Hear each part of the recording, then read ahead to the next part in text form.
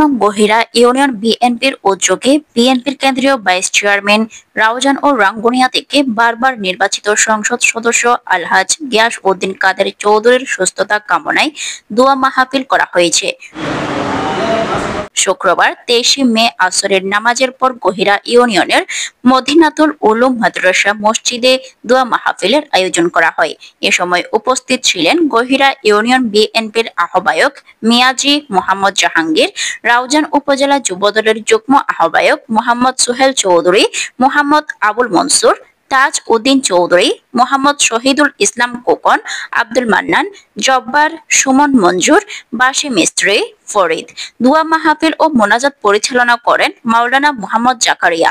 এ সময় মদিনাতুল উলুম মাদ্রাসার হেফজ এবং কিতাব বিভাগের শিক্ষার্থীবৃন্দ উপস্থিত ছিলেন।